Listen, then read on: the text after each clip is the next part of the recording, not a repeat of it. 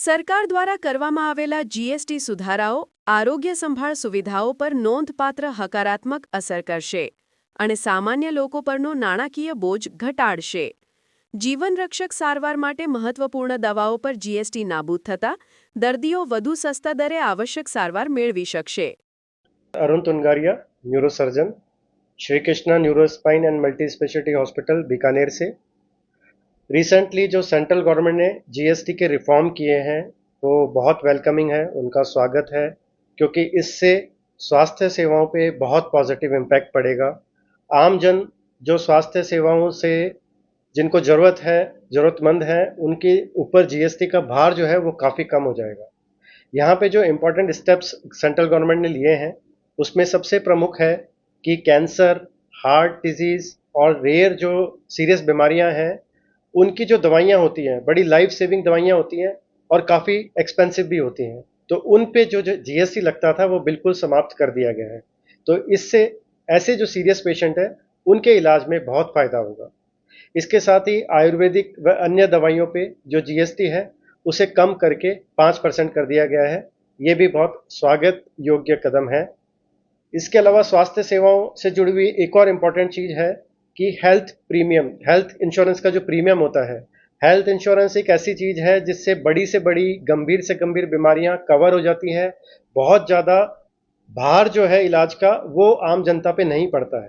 तो health insurance का जो प्रीमियम होता था वहाँ पे भी जीएसटी को ज़ीरो कर दिया गया है, जिससे कवरेज बढ़ेगा, बहुत ज़्यादा लोगों तक हेल्थ इंश्योरेंस कवरेज जाएगा, उनकी हेल्थ जो है वो कवर रहेगी इंश्योरेंस से, तो उन्हें कोई बहुत ज़्यादा ऐसा हमेशा चिंता में नहीं रहेंगे कि बहुत कोई बीमारी आ गई तो हम क्या करेंगे, इतना खर्चा कैसे उठाएंगे.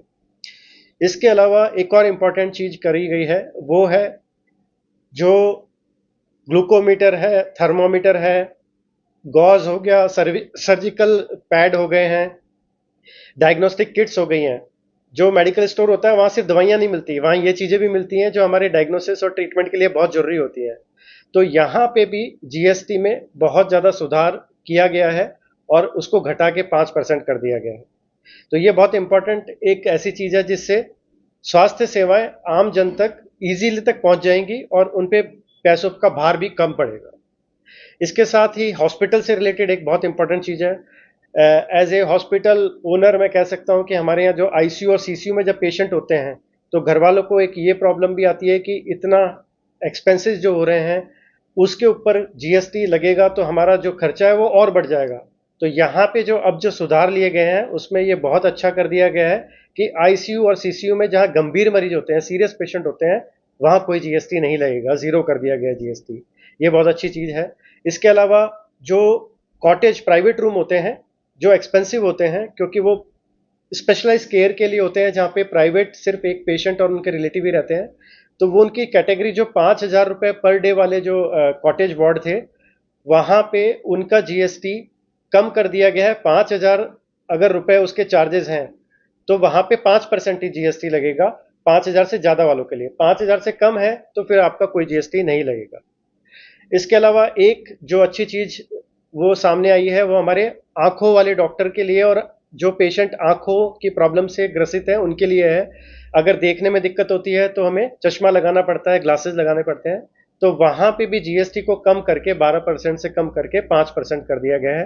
ये बिल्कुल स्वागत योग्य है, बहुत लोगों को फ़ायदा होगा. स्टूडेंट्स हो गए चाहे ओल्ड एज हो गए, ग्लासेस की ज़रूरत सबको पड़ने लग गई है आजकल, तो इसका बहुत फ़ायदा सभी को मिलेगा.